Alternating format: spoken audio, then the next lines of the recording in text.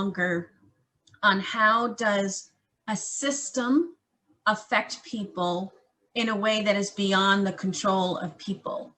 And so maybe if we can talk about policies that have been set in communities that are there happening regardless if you are the police officer or the, secretary at the company or the accountant at the company. Can you explain how policies like welfare policy, right? How is that as a structure systemically racist? And it's really not so much the everyday person, but it's something that is moving and acting, and people are just doing their job, right? So if you work for the police department and you are a dispatcher, I mean, you are, and I'm not saying that police departments, all of them are systemically racist. I'm not saying that, but I think the questions that I'm seeing come through from people is, explain the structure and how it's different from people. I don't know if you can do that or if Neil wants to do that. Kevin, you thinking?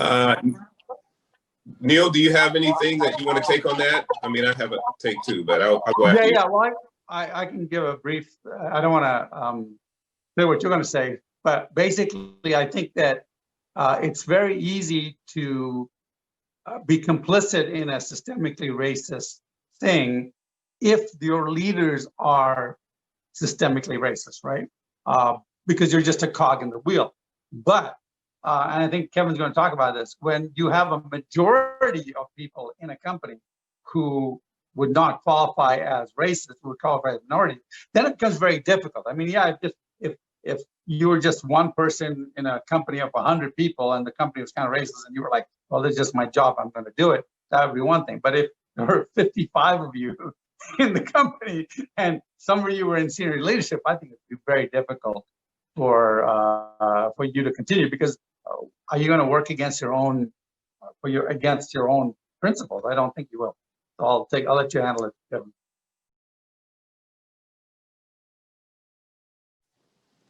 So again, what I'm saying about can you guys hear me okay?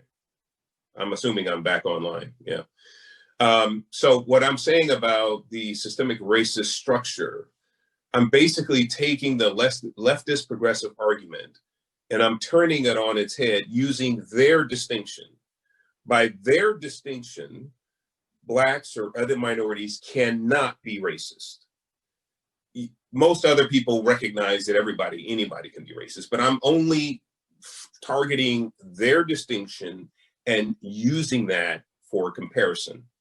So when I take their distinction, if you have majority people in a police department who are of minority, then the police, law enforcement in general, cannot be systemically racist by their definition. So can there be a culture that encourages discrimination, bias, absolute racism within an organization like that? Yeah, absolutely. So you can have that. But again, systemic as a distinction means that everyone wholly participates structurally, culturally, and otherwise in this thing. It's ingrained. It's what they march to. It's not just policy. It is what drives them. And so I'm using their definition to basically say it cannot be true.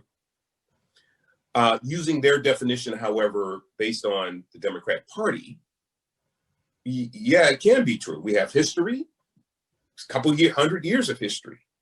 We have progressive judges, a couple 100 years of progressive judges that gave their imprimatur, that gave their, credence that yes, Plessy versus Ferguson and Jim Crow laws and all of these things, they upheld them. So, but when you talk about a fraternity, a party, you can the people within that are joining the Democrat Party, first of all, don't even recognize the history behind the party. This is history. This is tradition. They're just joining a thing. I'm saying the systemic part of the Democrat Party that is problematic, the systemically racist part, are from the people who uphold the structure, mostly from Democrat Party leadership. To this very day, even though Planned Parenthood came out this summer and said, look, we're systemically racist. Margaret Sanger was a eugenicist. She did hate Blacks. We're not going to give out the Margaret Sanger Award anymore. The Democrat Party, think about this. Now, I just want us to have our eyes wide open, that's all. Think about this. The Democrat Party is still, to this very day, all of them, and especially the leadership, completely aligned with Planned Parenthood. Completely. There's no equivocation. There's no denunciation. There's nothing. They are, Planned Parenthood is our partner, our loving partner, and we believe, you understand what I'm saying? This is an organization that outed themselves, and the Democrat Party is all in. While they know that the disproportional extermination, the Black genocide that's going on in the Black community, they're all in. How do you, excuse me?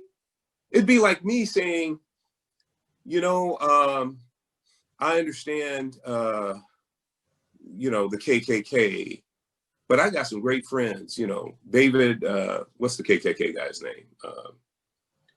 Duke, David Duke. David Duke is a great friend of mine. He's an honest and compassionate guy. He's still a great friend. Everybody would say, Kevin, you are a racist, bigoted, hateful man to be associated with this person. All I'm saying is, if we're going to be consistent, why can't we say the same thing about Planned Parenthood? Why can't the Democrat Party say, you know what? We're done. You're systemically racist. You admitted it. You're targeting the Black community disproportionately. We're done. They won't, because they're systemically racist. I mean, well, I don't know how many different ways we need to go around in the circle to try to quantify what's happening here. But it is happening. And when are we going to just put our thinking caps on and look objectively and say, you know what, this is not okay with me. This is not okay. Now, a lot of the Blacks that are in the Democrat Party don't know this. So I can't hold them accountable to it, because the media doesn't share any of this stuff. As a matter of fact, most people on this line probably didn't know that Planned Parenthood of New York came out this year and said, yeah, we're systemically racist. Margaret Sanger was a bigot, and we're denouncing her. Most people on this line probably didn't know that. So you know, I get it. I mean, but for those of us now that do know, we have a certain amount of responsibility to help our pastors, help our leaders, help our community understand this stuff. Otherwise, we're complicit with it. I don't know if that helps anybody. But. It does. And I saw a question